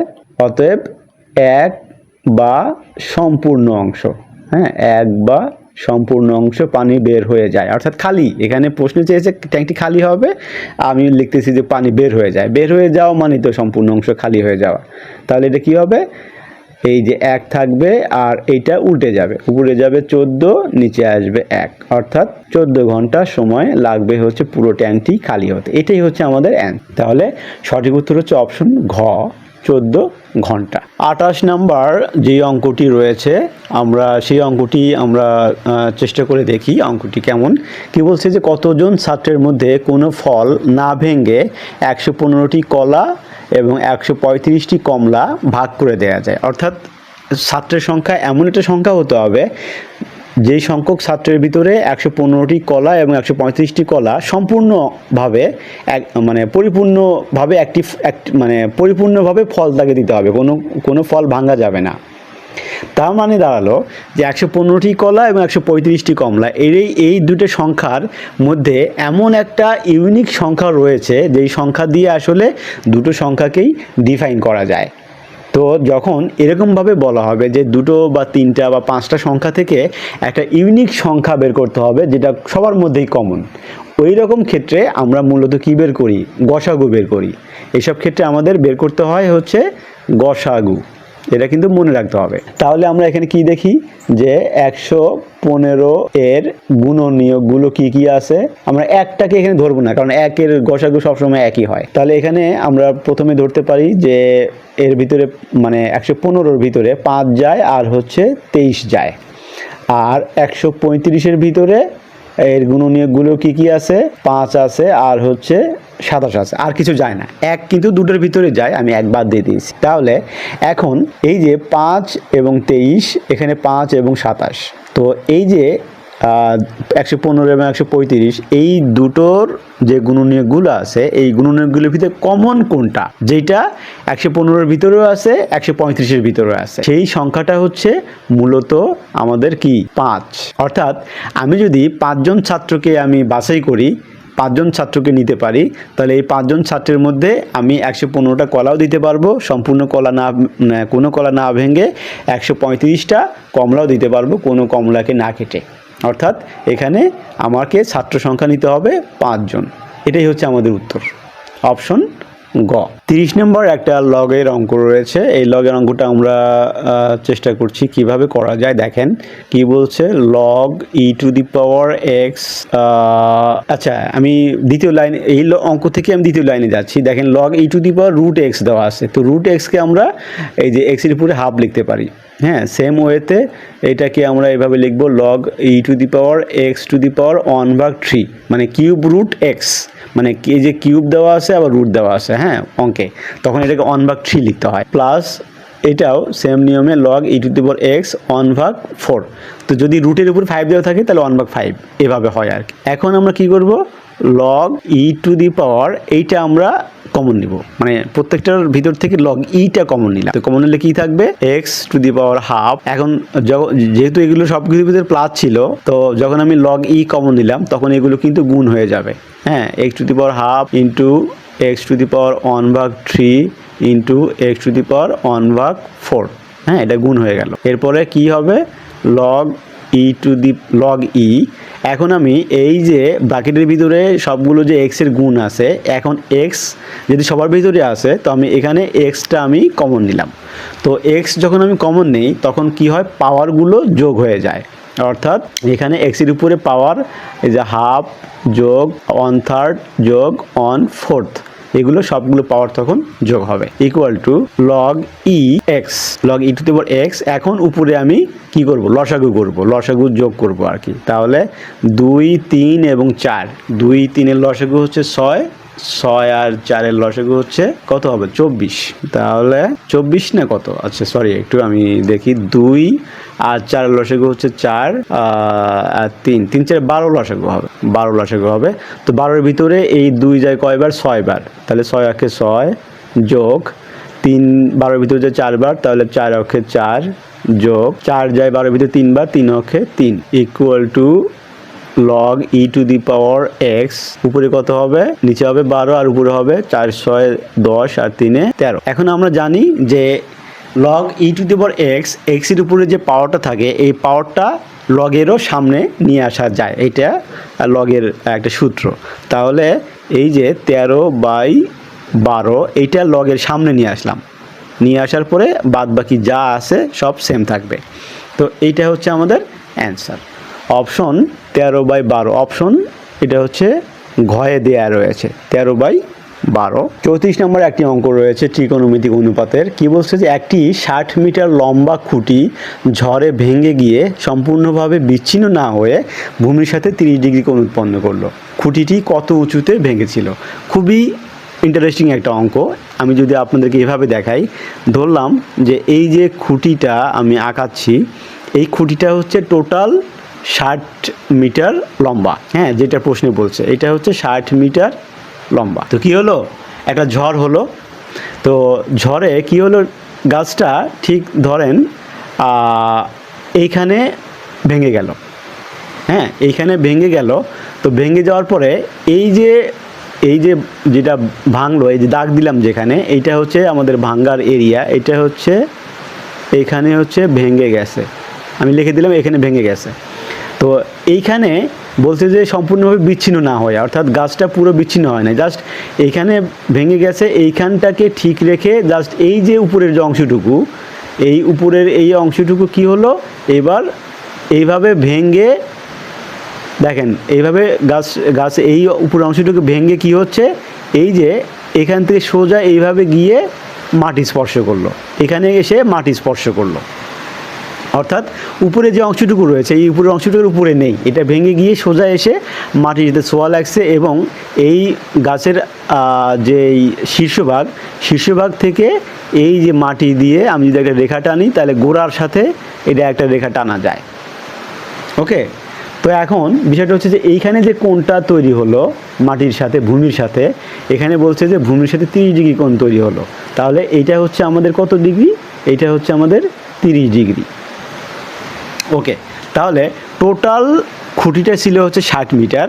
এর ভিতরে আমরা ধরলাম যে এইটা হলো 23 মিটার, এতটুকু, অর্থাৎ যেখানে ভাঙছে সেখান থেকে আমাদের একদম ভূমি পর্যন্ত এই খুঁটিটা হচ্ছে 23 মিটার। তাহলে এই যে এই অংশটুকু আমি যদি একটু লাল কালার করি, এই যে এই অংশটুকু যেখান থেকে ভাঙা শুরু হলো, এখান থেকে এই মাটি স্পর্শ করলো যে বিন্দুতে, এই রেখাটুকু, হ্যাঁ, যে এই আমি একটু কালার করে দিই, এই রেখাটুকু কত মিটার হবে আমরা এখনও মান জানি না, যেহেতু এইচ মানে হচ্ছে কত উচ্চতায় ভেঙেছে, এটাই আমাকে বের করতে হবে। কিন্তু এইচের মানই তো জানি না, কিন্তু আমি টোটাল খুঁটিটার দৈর্ঘ্য জানি। তাহলে এই যে আমি লাল কালি দিয়ে দাগ দিলাম, এইটার দৈর্ঘ্য মূলত হচ্ছে এই 60 থেকে এইচ থেকে বাদ দিব, 60 থেকে এইচ বাদ দিলেই আমি এই ভেঙে যাওয়া অংশটুকুর দৈর্ঘ্য বের করতে পারবো।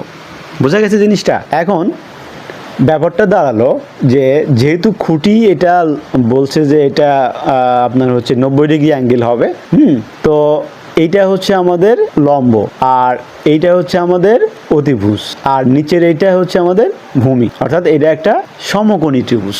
এখন একটা জিনিস আপনাদেরকে আমি জানাই, সেটা হলো যে একটা ত্রিকোণমিতিক অনুপাতের ক্ষেত্রে আপনি একটা কোণ দেওয়া আছে, এই কোণটাকে আপনি কোন কোণে নেবেন। কোণ আছে কিন্তু 6টা, সাইন তার উল্টা হচ্ছে কোসেক, কজ তার উল্টা হচ্ছে সেক, ট্যানের উল্টা হচ্ছে কট। এখন আপনি এই অঙ্কটা সমাধান করার জন্য কোন কোণ নেবেন, সাইন নেবেন না ট্যান নেবেন না কজ নেবেন না সেক নেবেন না কোনটা নেবেন, এইটা আপনি সহজেই বুঝতে পারবেন। সেটা হলো যে সাইন মানে কি, ট্যান মানে কি, কজ মানে কি, এটা যদি আপনি বোঝেন তাহলে আপনি সহজেই বুঝতে পারবেন যে আপনাকে এখানে কোনটা নিতে হবে। এখানে দেখেন কি আপনি কোন মানটা এখানে সরাসরি পাবেন। আপনি এখানে ভূমি কিন্তু পাবেন না, কারণ ভূমির কিন্তু এখানে কোনো প্রশ্নই নাই, ভূমির কোনো কিছুই দেয়া নেই, ভূমিটা আপনি এখানে পাবেন না। কাজে ভূমি নিয়ে যেই অনুপাতগুলো আছে, যেমন লম্ব ভাগ ভূমি, এটা হচ্ছে ট্যানের, আমি একটু লিখে দিই, ট্যান হচ্ছে লম্ব ভাগ ভূমি, তো কট হচ্ছে ভূমি ভাগ লম্ব, এটারই উল্টা। তার মানে ভূমি যেহেতু আছে, তার মানে ট্যান আপনি নিতে পারবেন না, কারণ ভূমি কিন্তু প্রশ্নে কোনো কিছুই দেওয়া নেই। আবার কজ মানে হচ্ছে ভূমি ভাগ অতিভুজ, এখানে অতিভুজ তো দেওয়া আছে কিন্তু ভূমি তো দেওয়া নাই। তো ভূমি যদি নাই জানেন তাহলে আপনি কজ দিয়ে কীভাবে বের করবেন? তার মানে ট্যান এবং কজ, ট্যানের উল্টা আবার কট, কজের উল্টা হচ্ছে সেক, অর্থাৎ ট্যান কট কজ সেক, এই 4টা অনুপাতে একটা আপনি ব্যবহার করতে পারবেন না। বাকি থাকলে হচ্ছে সাইন এবং কোসেক। আপনি এই অঙ্কটা সাইন দিয়েই করতে পারবেন, সাইনও পারবেন, কোসেক দিয়ে করতে পারবেন, দুটো মূলত একই জিনিস। তাহলে এখানে আমরা কি জানি? আমরা জানি সাইন 30 ডিগ্রি ইকুয়াল টু, সূত্রটা কি? সূত্রটা হচ্ছে লম্ব ভাগ অতিভুজ, বা সাইন 30 ডিগ্রি মান কত আমরা জানি, এটা হাফ। তো লম্ব কত দেওয়া আছে? লম্ব হচ্ছে এইচ, আর অতিভুজ কত দেওয়া আছে? 60 মাইনাস এইচ। ওকে, এখন আমরা আর গুণ করবো। আর গুণ করলে কি হবে? 2 দিয়ে এইচকে গুণন, আর 60 মাইনাস এইচ দিয়ে 1কে গুণন, বা 3h ইকুয়াল টু 60। অতএব এইচ ইকুয়াল টু কত হবে 20, অর্থাৎ পুরা 60 মিটার যে খুঁটিটা ছিল এই খুঁটিটা এই যে 20 মিটারের যে জায়গাটা এইখানে এটা হচ্ছে 20 মিটারের উচ্চতা, এই 20 মিটারের জায়গাতেই ভেঙে গেছিল, ভেঙে গিয়ে বাকি 40 মিটার এইটা গিয়ে মাটিতে স্পর্শ করছে। আমাদের কিন্তু বের করতে বলছে খুঁটিটি কত উঁচুতে ভেঙেছিল, আমরা পেয়ে গেছি যে এটা 20 মিটার উঁচুতে ভেঙেছিল, এটা 20 মিটার উঁচুতে এটা ভেঙেছিল। সঠিক উত্তর হচ্ছে অপশন ঘ। 59 নম্বর প্রশ্ন হচ্ছে September on the Jessore road is written by, এটি হচ্ছে আইলেন গিন্সবার্গ। হ্যাঁ, আইলেন গিন্সবার্গ তিনি এই কবিতাটি লেখেন। 60 নম্বর প্রশ্ন হচ্ছে যে কোন বর্ণের আলোর প্রতিফলন বেশি? এখানে বেগুনি বর্ণের আলোর প্রতিফলন বা প্রতিসরণ সবচেয়ে বেশি এবং লাল রঙের হচ্ছে সবচেয়ে কম। 61 নম্বর একটি অঙ্ক রয়েছে, কি বলছে যে 2.5 মিটার বর্গাকার একটি খোলা চৌবাচ্চায় 28,900 লিটার পানি ধরে, এর ভিতরে অ্যালুমিনিয়ামের পাত লাগাতে প্রতি বর্গমিটারে 5 টাকা হিসেবে মোট কত টাকা খরচ হবে? এই অঙ্কটি আমরা এখানে করে দেওয়া আছে, আমরা জাস্ট দেখব যে প্রথমে কি বলছে যে 2.5 মিটারকে সেন্টিমিটারে নিয়ে গেছে, সেটা হচ্ছে 100 সেন্টিমিটার দিয়ে গুণ করছে, গুণ করে 250 সেন্টিমিটার হয়েছে। ওকে, এটা সেন্টিমিটারে নিয়ে গেছে।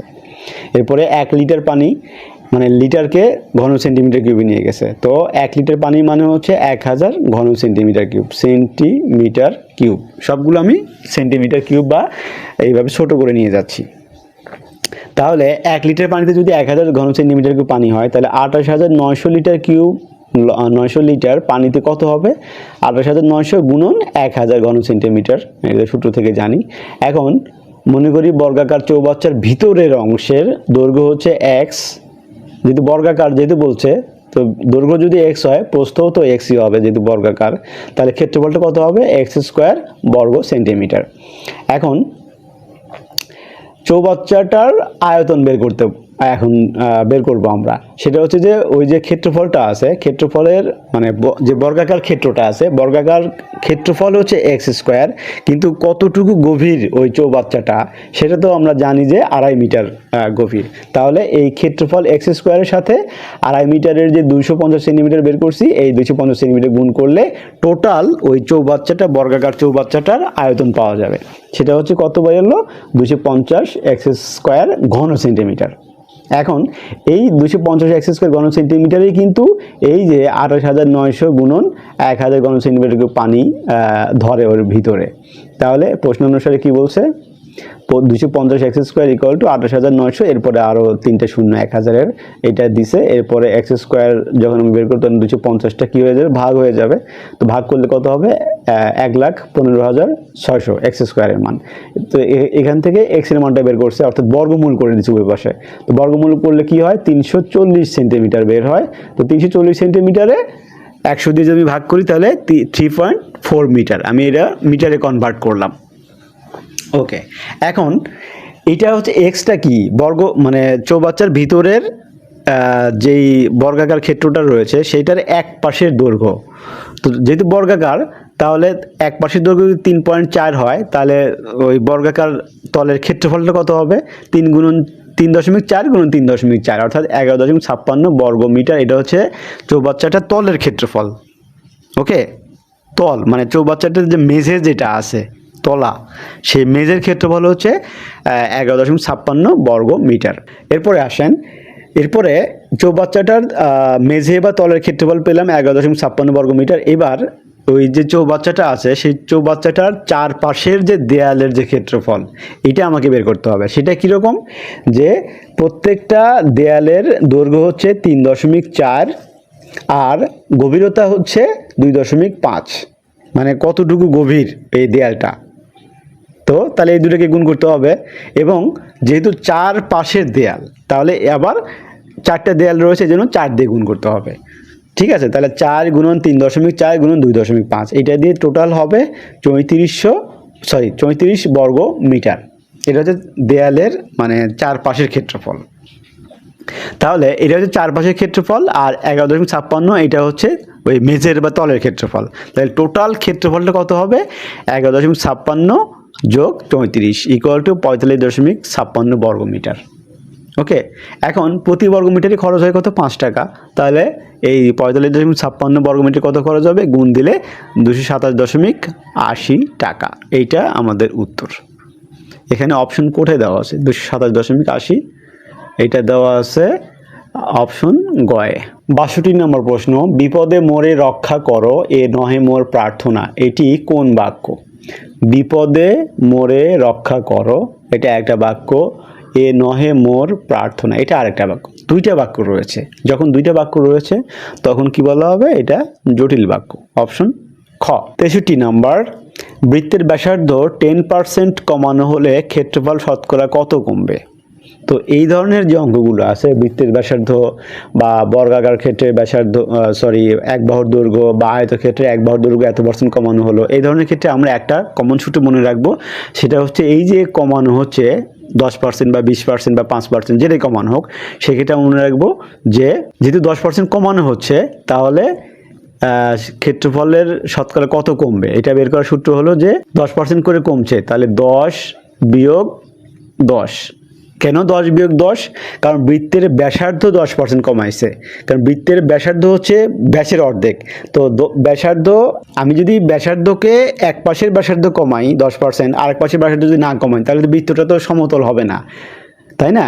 বৃত্তের ব্যাসার্ধ 10% কমানো মানে, ব্যাসার্ধ মানেই একটা বৃত্তের ভিতরে দুইটা ব্যাসার্ধ রয়েছে একই রেখা বরাবর।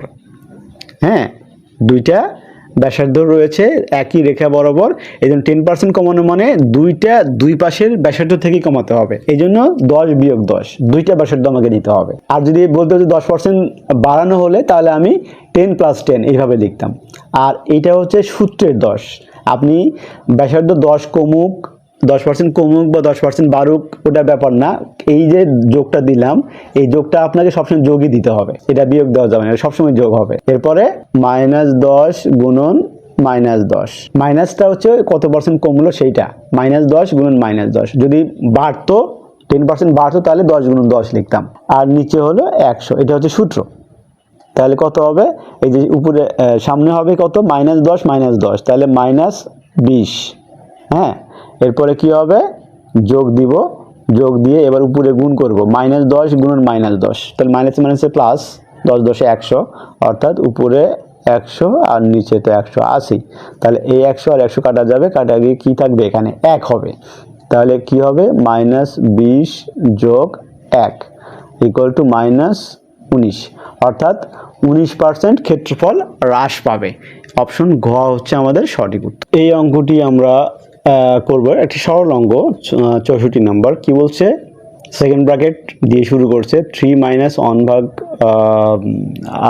হাফ টু দি ইনভার্স 1, এরপরে আবার ইনভার্স, আবার এটার মান কত? তো আমরা এখান থেকেই দ্বিতীয় লাইনে যাব। তো দ্বিতীয় লাইনে 3 বিয়োগ, আমরা কি জানি সরল অঙ্কের ক্ষেত্রে ব্র্যাকেটের কাজ আগে, ব্র্যাকেটগুলোর ভিতরে আবার প্রথম বন্ধনীর কাজ আগে। তো প্রথম বন্ধনীর কাজগুলো আমরা এখানেই করব। সেটা হচ্ছে কি হবে? দেখেন, এখানে 1 ভাগ 2, তার মানে এটাকে আমরা যে 1 এর নিচে 2 এভাবে ভাগ আকারে লিখতে পারি। আর উপরে পাওয়ার হিসেবে -1 দেওয়া আছে, এটা কি আমরা ইনভার্স বলি। ওকে, প্লাস এটা দেখেন 2 বিয়োগ হাফ, অর্থাৎ 2 থেকে হাফ বাদ দিলে কত হবে? 2 দুগুণে 4 বিয়োগ 1, উপরে হবে কত? 3, নিচে হবে 2। এই যে 3 উপরে নিচে 2, এটার উপরেও কি দেওয়া আছে? এটার উপরেও ইনভার্স দেওয়া আছে। এরপরে কি লেখা আছে? এর 3 সেকেন্ড ব্র্যাকেট দেওয়া আছে, এর উপরে আবার ইনভার্স দেওয়া আছে। হ্যাঁ, এটা হচ্ছে আমরা দ্বিতীয় লাইন করলাম। ওকে, সমান সমান দেই, সমান সমান সেকেন্ড ব্র্যাকেট দিব আমরা 3 বিয়োগ। তো এই যে হাফকে ইনভার্স করলে কি হয়? এটা কিন্তু উল্টে যায়, লব হর হয়ে যায়, হর লব হয়ে যায়। অর্থাৎ এটা হবে কত? জাস্ট 2 হবে। হ্যাঁ, ইনভার্স করলে ইনভার্স আর থাকে না, এটা জাস্ট লব হর হয় আর হর লব হয়ে যায়। ওকে, এরপরে প্লাস। তো এখানে 3/2, এটাকে ইনভার্স করব। তাহলে ইনভার্স করলে কি হবে? ইনভার্সটা থাকবে না, বাট এই ভগ্নাংশটা চেঞ্জ হয়ে যাবে। উপরে যাবে 2, নিচে আসবে 3।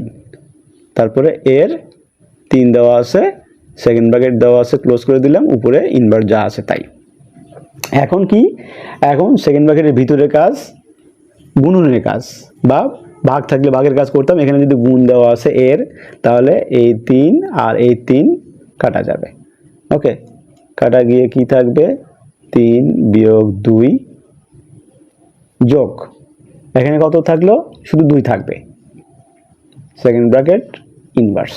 তো এখন দেখেন এই 2 আবার এই 2 অর্থাৎ +2 -2 এটা কেটে যায়, কেটে গিয়ে কি থাকে, 3 থাকে শুধু, এর উপরে হচ্ছে ইনভার্স। তো এখন 3 এর উপরে ইনভার্স মানে হচ্ছে 1/3। এটা কিভাবে দেখেন আমি একটু ভেঙে দেখাই, যে 3 মানে হচ্ছে 3 এর উপরে ইনভার্স। ওকে, 3 মানে হচ্ছে উপরে 3 নিচে 1। ওকে, যে কোনো সংখ্যার নিচে কিন্তু মনে মনে 1 থাকে। ওকে, তো এখন এই যে 3/1 কে ইনভার্স করলে কি হবে, ইনভার্সটা থাকবে না, কিন্তু সংখ্যাটা চেঞ্জ হয়ে যাবে, অর্থাৎ মানে লব হর হবে আর হর লব হবে। এই যে 1/3 এটাই এখানে হয়েছে। তো এই যে 1/3 এটাই আমাদের answer, option 65 number. The some is very much easier, এখানে অপশন ক হবে সঠিক উত্তর। তিরস্কার এর সন্ধি বিচ্ছেদ কোনটি, এটি সন্ধি বিচ্ছেদ হচ্ছে তির যোগ কার, অপশন গ। 67 নম্বর। এ বেকারস ডজেন্স মিন্স, এ বেকার ডজেন্স এইটি একটি ফ্রেজ বা আইডিয়ম। তো এটার অর্থ হচ্ছে 13, অপশন ঘ। সরল বাক্যের উদাহরণ কোনটি, সরল বাক্যের উদাহরণ হচ্ছে একটা মাত্র কর্তা থাকবে এবং একটা মাত্র সমাপিকা ক্রিয়া থাকবে। তাহলে ভিক্ষুককে দান করো, ব্যাস হয়ে গেল, এক কথাতেই শেষ, একটা মাত্র বাক্য, মানে কর্তা এবং একটা সমাপিকা ক্রিয়া। আর দেখেন, যারা ধার্মিক তারা সুখী, তুমি যা বললে তা সত্য নয়, যারা মুখ্য তারা পশু সমান। এখানে কিন্তু একটার সঙ্গে আরেকটা সম্পর্ক রয়েছে, দুইটা বাক্য রয়েছে, দুইটা সাবজেক্ট রয়েছে, এই কারণে এগুলো কিন্তু এই 3টা সরল বাক্য নয়। একমাত্র ভিক্ষুকে দান করো, এটি হচ্ছে সরল বাক্যের উদাহরণ। 69 নম্বর। তালব্য বর্ণ কোনগুলো, যেগুলো তালুর সাহায্যে উচ্চারিত হয় সেগুলো হচ্ছে তালব্য বর্ণ বলা হয়। সেগুলো হচ্ছে কি, যে রস্বই, বর্গীয় জ, ইয়, অন্তস্থ, এগুলো হচ্ছে আমাদের কি, তালব্য বর্ণ। 70 নম্বর আমাদের সর্বশেষ প্রশ্ন। শুদ্ধ বানান কোনটি, শুদ্ধ বানান হচ্ছে শারীরিক, শারীরিক বানানটা হচ্ছে অপশন ক্ষয়ে দেয়া রয়েছে, এটি সঠিক বানানে লিখিত শব্দ শারীরিক।